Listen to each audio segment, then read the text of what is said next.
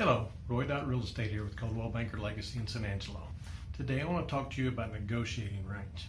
As you go into the process of buying or selling a house, someone has a range in mind that they want to sell. If they're selling a house, say their range is from whatever, 200 to 210,000. When they go into it, they think 200,000, that is my bottom dollar. The problem is that these people that are selling the house are more than likely humans. And one of the problems we have as humans is we're semi-rational. I mean, we have that price range that we think is the correct price range, but as we get into the negotiation process, sometimes our emotions can have a little more impact than they should. So that's one of the things you got to watch out for on both sides, and that's why it helps to have the real estate agents involved, because we tend to be much less emotional. We're not going to live in the house.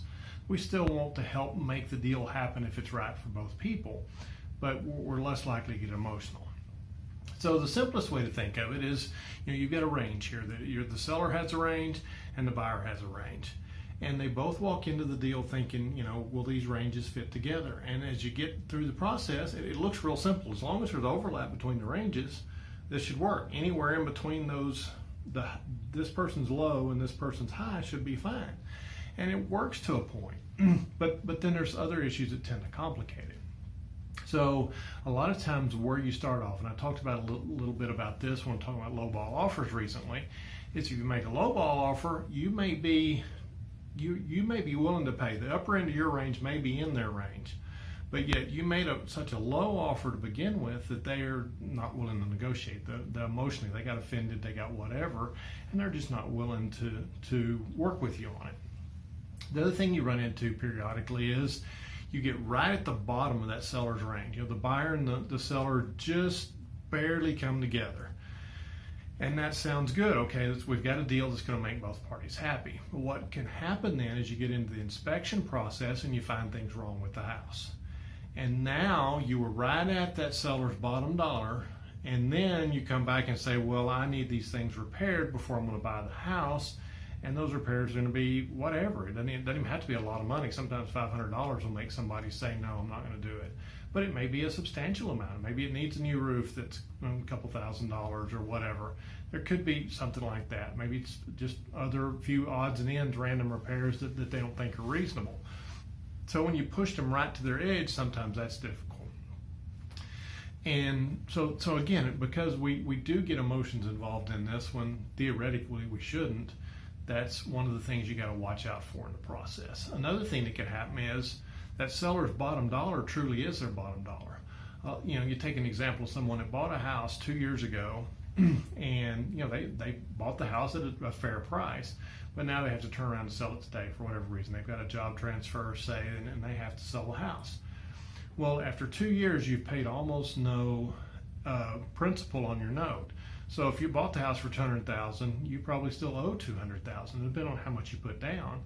But then there's going to be some expenses through the process for the seller. So it may be that you're only going to net $180,000 out of it, even if you sell it for the same $200,000 you bought it for 2 years ago. And this can be a problem when the seller doesn't have the financial ability to come to the closing table with money. And it's a miserable experience to come to sell something and have to bring money in to sell your house. That's a bad place to be anyway. But sometimes you just literally get into a position where someone cannot do that. And so it's another thing you got to watch for. And another thing you have to watch for because the buyer always obviously wants to get as much house for as little money as possible, and the seller wants to get the maximum amount of money for their house. So they both, the seller wants to be at the top of their range, and the buyer wants to be at the bottom of their range. And if their ranges are exactly the same, that might even work. Because really, anywhere in this range, as long as both of you are in the range that you're happy on this house, you're okay. You're not bad. Even though, yes, you might could have bought it for a few thousand less dollars. Although spread out over 30 years, that's really not much money. But as long as you're in a range that's good for you as a buyer and good for the seller, then it's a good range for both of you to be in. So just got to realize that, not to just hammer like, if I don't get every possible penny out of this deal, that I'm going to be upset. To realize if you get a good house at a good price, a fair price, then you got a good deal. And it's something you could afford. All those, and you got a good deal, and you should be satisfied and happy that you got a fair deal. Again, there may have been, yes, you might have bought it $2,000 cheaper, but you also might not have. You might have lost it because you were not willing to go up those $2,000.